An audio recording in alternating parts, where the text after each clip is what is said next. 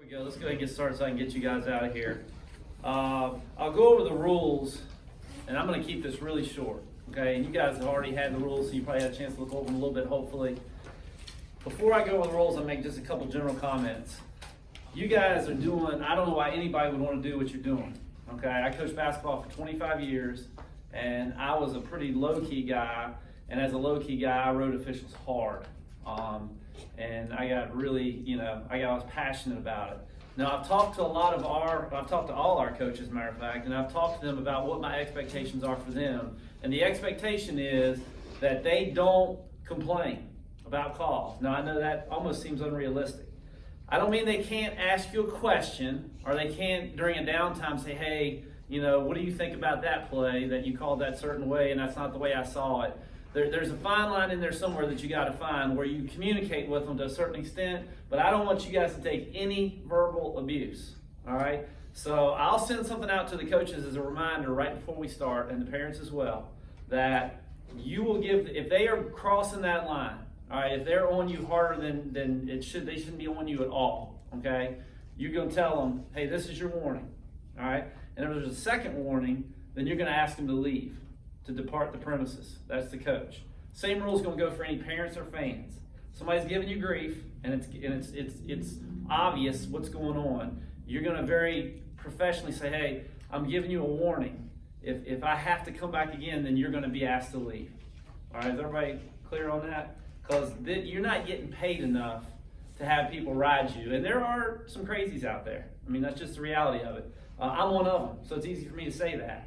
I go to my daughter's softball games, and she'll be playing in this league, all right? So she better get every call. No, I'm just kidding. A couple times I've been at softball games, and, I'll see she'll take a third strike that's in the dirt, and I'm on the fence, and then I'm like, oh, what are you doing? Tap the brakes. As a parent, you got to talk yourself down.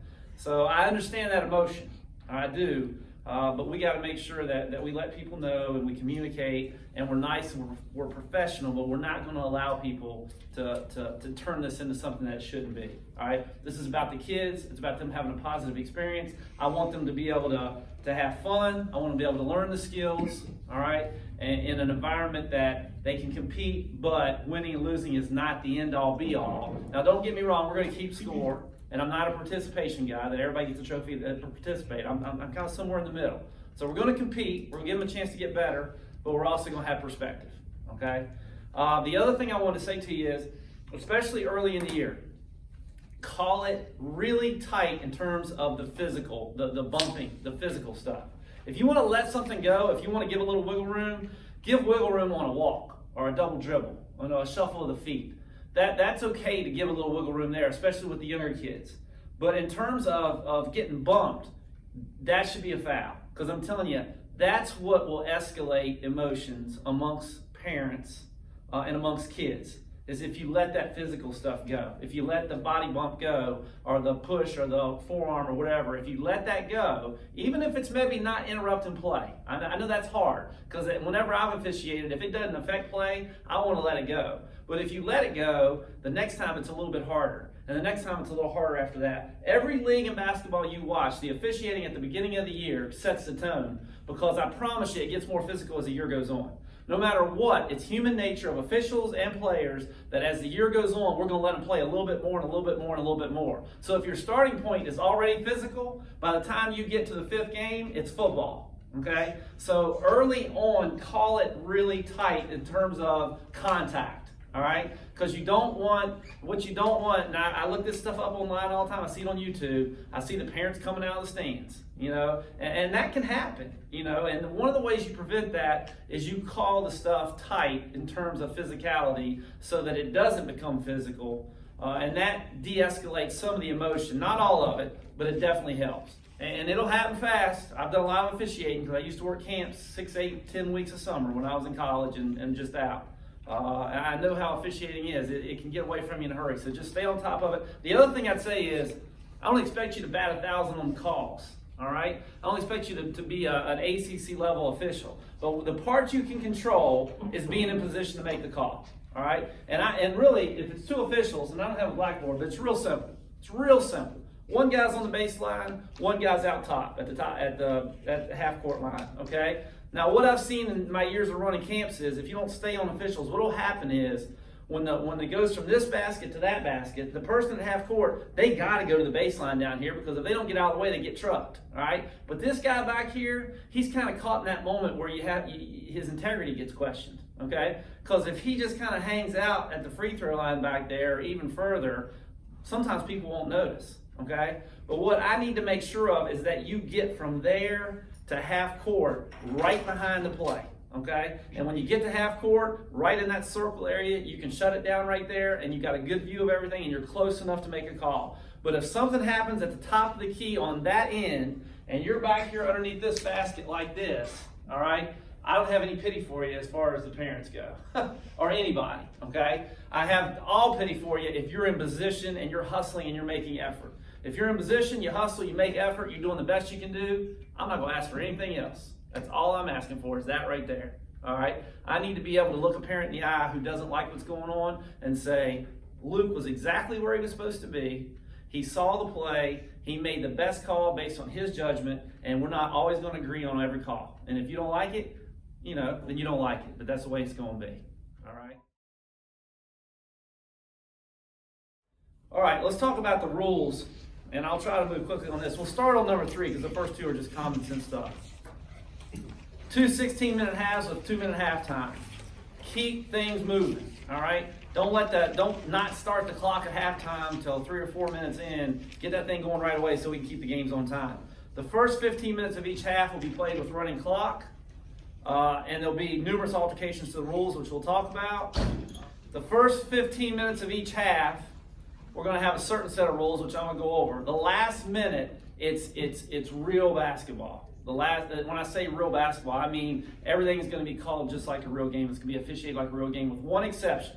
Don't ever forget this one exception. There will never, ever, ever be a time when any team is allowed to play any form of zone defense. You can only play man-to-man, straight man-to-man, all right? You can help. If somebody drives and they beat their player and you're the next guy over, you can slide over and help, okay, and make them pick up their dribble. But once they pick it up, and once your teammate recovers, they cannot stay in double team. Once that guy recovers, they go back to their man. We're not going to double the best player on the team, all right? It's going to be open motion on offense, straight man on defense. Basically, what I've tried to do is create a culture where the only thing the coaches do in practice is dribble, shoot, defend, pass. Dribbling, shooting, passing, defending. Am I leaving out something? Rebounding, maybe. We're talking straight fundamentals for practice. They don't need to work on zone because they're not allowed to play it. All right? They don't work on out of bounds play underneath because we never take the ball out underneath the basket. We take it out at half court. The only reason we do that is so they won't work on plays. All right? And offensively, if they want to spend their time trying to put in a play, have at it. But I've encouraged just open motion, pass, and cut. That's the culture that will allow kids to get better. Now, it may not help that coach win a game. It may not help him put that on his resume and go for the Duke job when Coach K retires, but that's what's best for the kids. There'll be running clock except the last minute of each half, and the clock will stop on all dead balls. So the clock runs the first 15 minutes of the first half and the first 15 minutes of the second. The last minute of each, it'll stop on every dead ball just like it would in a real game. All shooting fouls during the first 15 minutes of either half are 1 point. All shooting fouls will result in 1 automatic point being awarded, and you'll shoot 1 free throw. So if it's a 2-shot foul, you're going to shoot 1 free throw and you automatically get a point. If it's a common foul, you get a point and you keep the ball. All right? Everybody got that? Now the reason we do it that way is if we went into a 1-and-1 after X number of fouls, we got to have another person, another charting fouls, and then somebody in the stand says, oh, that's the 4th foul, not the 5th, and it just creates more opportunities for chaos. All right? This is straightforward. You get fouled, a common foul, in the first 15 minutes of either half. It's 1 point, you keep the ball. You get fouled on a shot, you shoot 1, you get 1 automatically, and you shoot 1. You get fouled on a 3, you get 2 automatically, and you shoot 1. All right? In case of overtime, first OT is 1 minute. The second is sudden death. The 1 minute will start with a toss, with a center circle toss. All right. The second will be sudden death OT. The first team to score 2 points, and it's all the same rules as the last minute. So you're in the last minute. A common foul will be 1-and-1.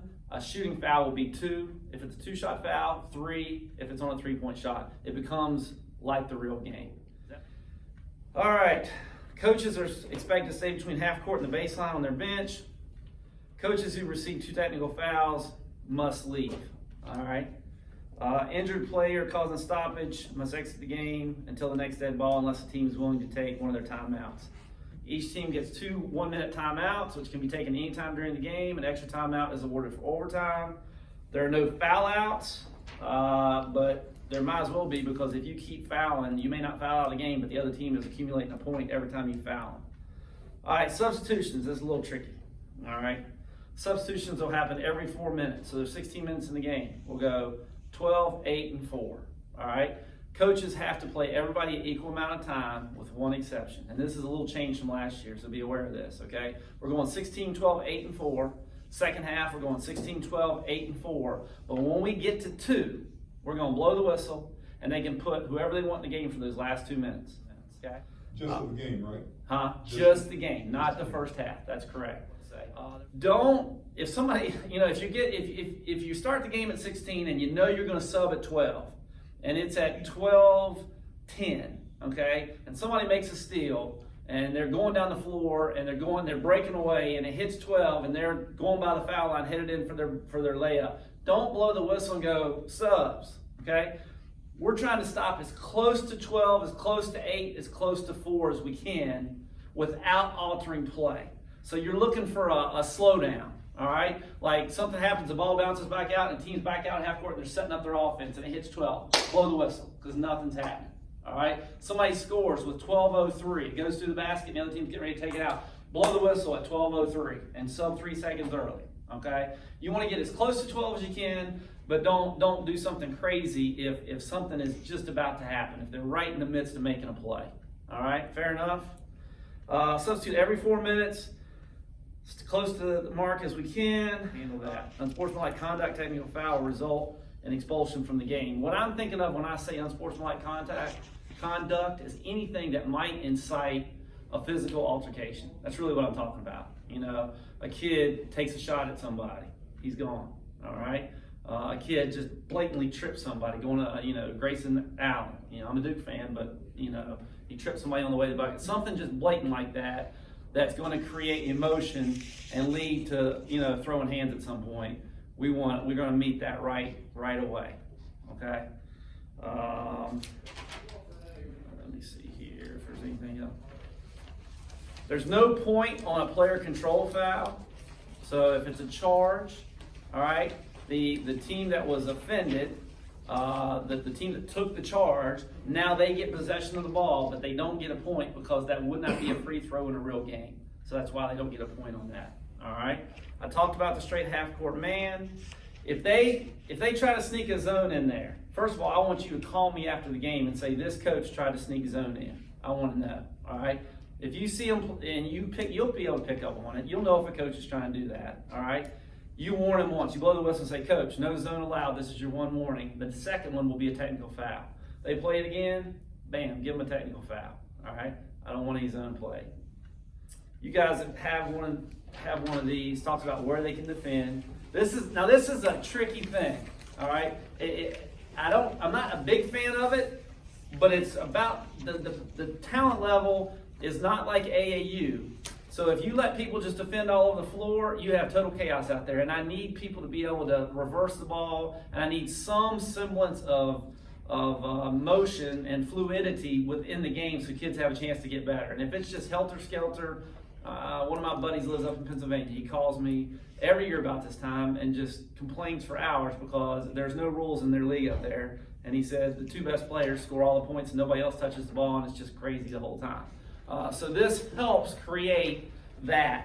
You can't, if you're in the youngest group, you can't defend outside the 3-point line. If you're in the 9 to 10, you can't defend beyond the volleyball line. And if you're in the oldest group, you can't go beyond half court, okay? Unless the one time you're allowed to press is if you get down by double digits, by 10 or more.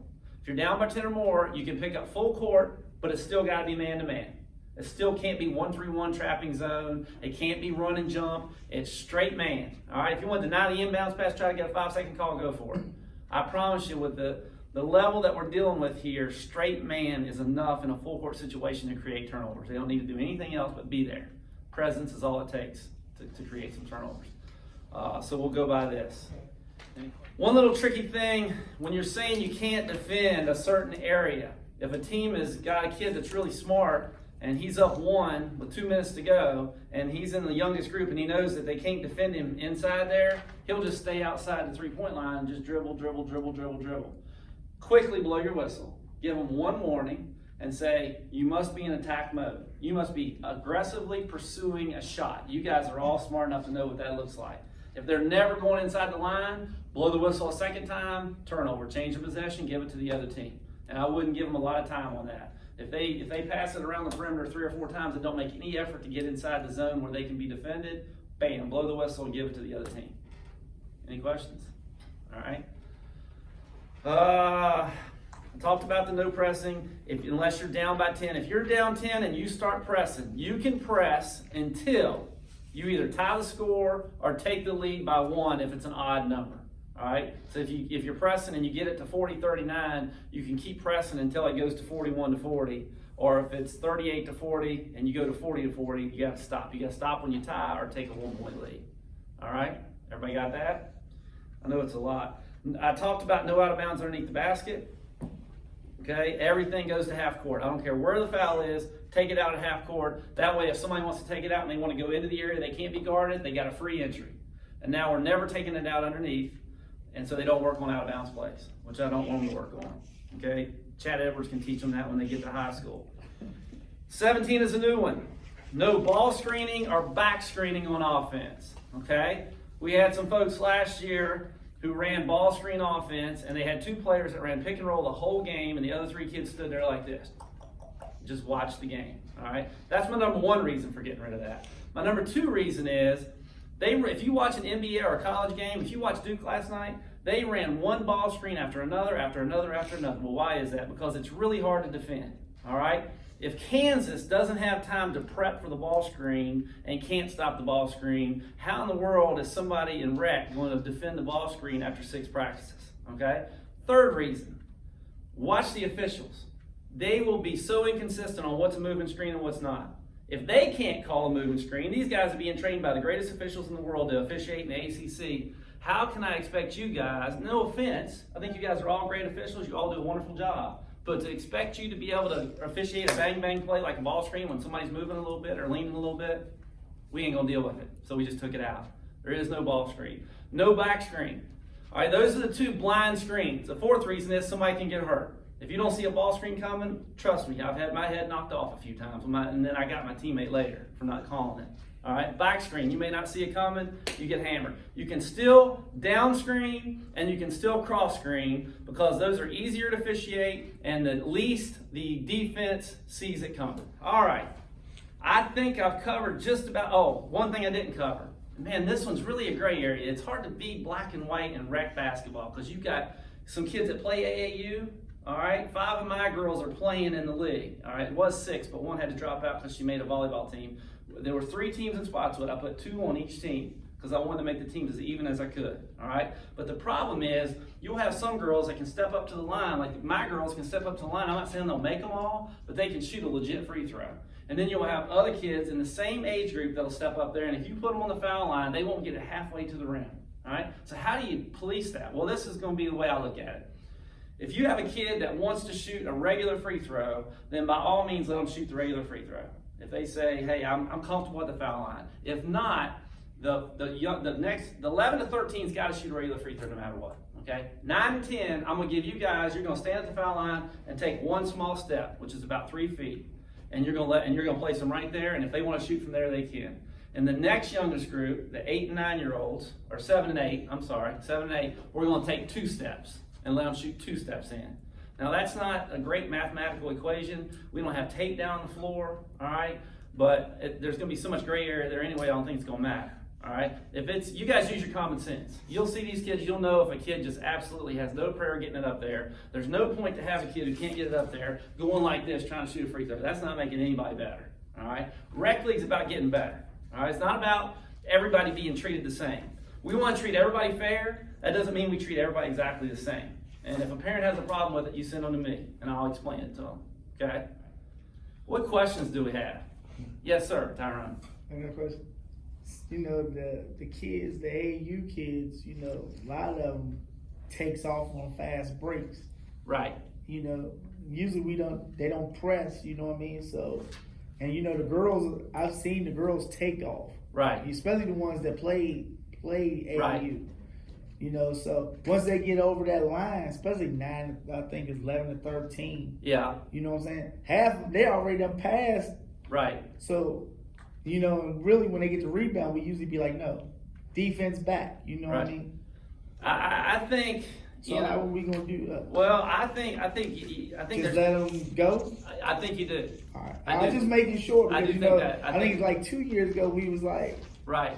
I mean, I think at least initially, let's just let them play. And if we look at that, and you text me or call me a week or two in and say, you know what, I think we should look at this, then we'll have that conversation. Yeah. I don't mind adjusting on the fly.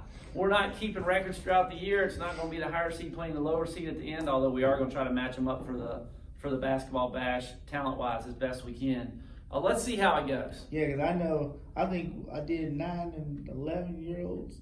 There was a couple of girls that when they get the ball, they already down there. Yeah, and if they go, they go. If they get a layup, go get a layup. All right. You know, so we'll monitor that as we go.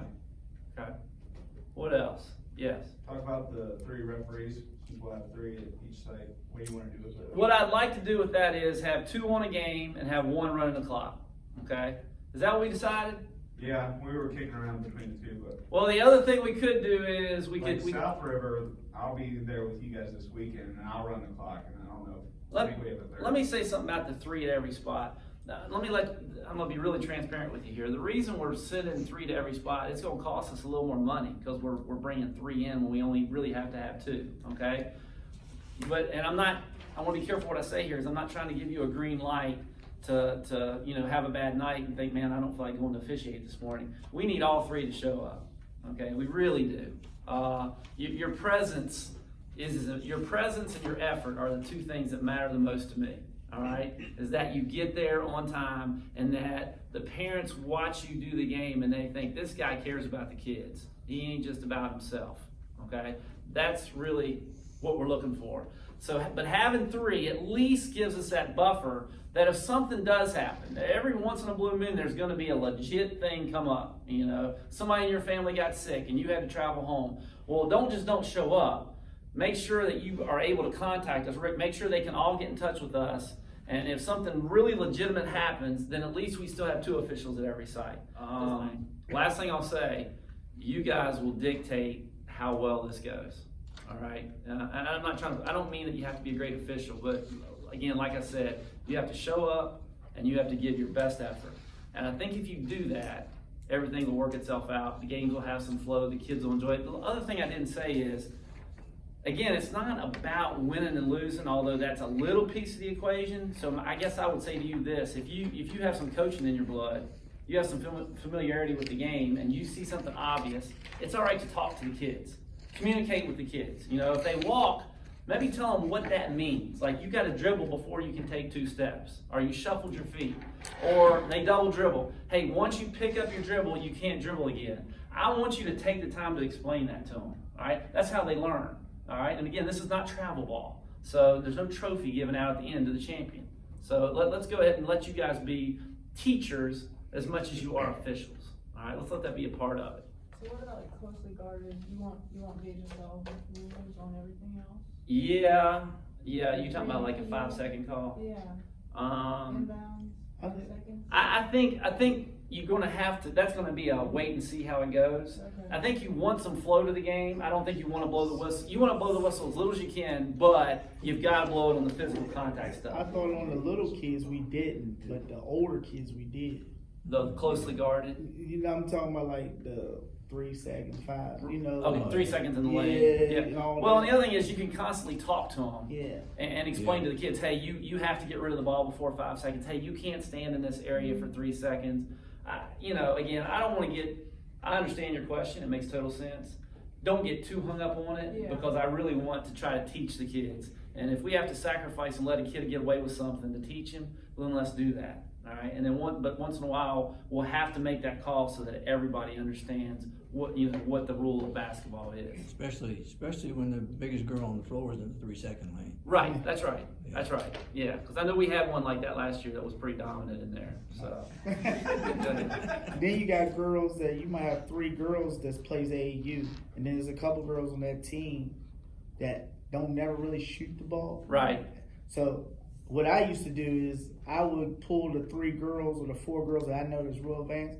I'd be like, yeah, set her up a shot so she can shoot the ball. Right. You know what I'm saying? And they listen. I mean, Well, that's the kind of stuff I'm talking about as They far as. listen. And that coach was okay with that. Yeah, I mean, and when she scores, Lord have mercy. Right, it's like you scored a goal in soccer. Yeah, That's what I used to do when I made I mean, money. the whole crowd. I mean, even the other I know team how that is is. yelling. So it's just like.